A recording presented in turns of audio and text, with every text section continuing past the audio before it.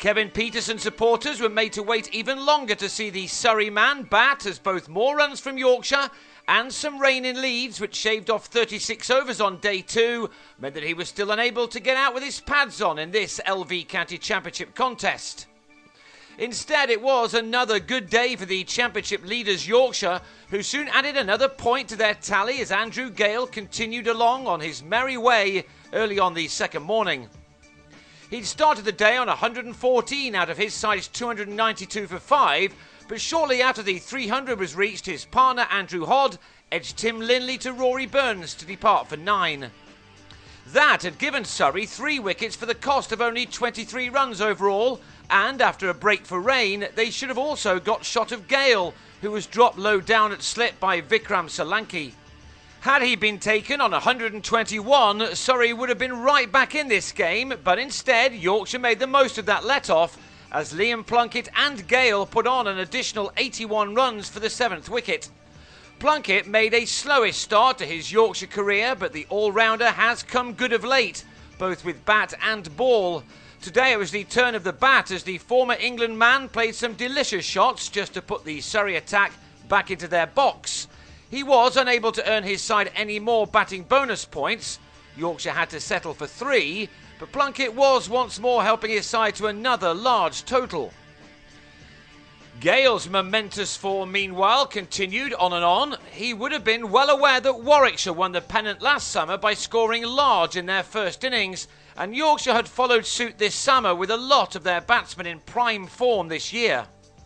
None more so than Gale, who'd taken his championship run tally for the summer after a poor start to 733 when he was finally dismissed for 148 here, as he was bowled by one that turned from Gary Keady.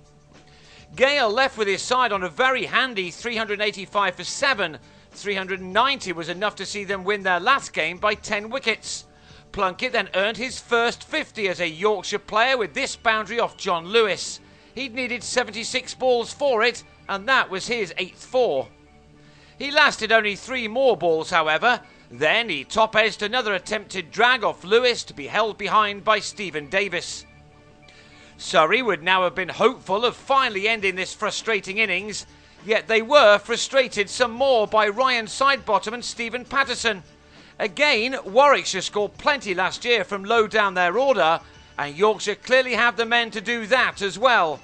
Both of these played shots that a number of their more illustrious teammates would have been proud of. Take this stroke from Sidebottom, for example. Chris Tremlett, the bowler, didn't even bother to see where the ball had landed. It was over the rope.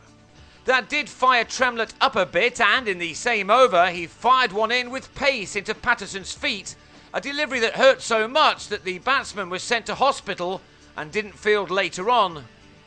It was left to Linley to break the 9th wicket partnership on 42, Sidebottom skying a catch to the tumbling Peterson, who got his name on the scorecard to remove the former England bowler for 26. With Patterson hobbling, the declaration came immediately, with Yorkshire ending on 433 for 9, and after another break for rain, the visitors were finally able to start their reply, with Burns and Aaron Haranath making a solid enough start to their innings. Haranath struck plenty of boundaries, but not all of them off the middle of his bat.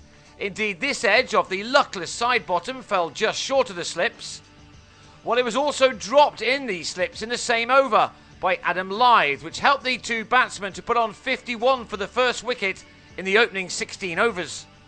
Haranath survived just against Sidebottom, but was out before the close as he nicked the returning Jack Brooks behind after scoring 36 runs. It was a cracking delivery too. Linley came out as night watchman and did his job to see his side through to the close, which came with Surrey on 53 for 1. That means that they'll start on day 3, 380 runs behind and needing 231 more to avoid the follow-on. Peterson is bound to have a say in that.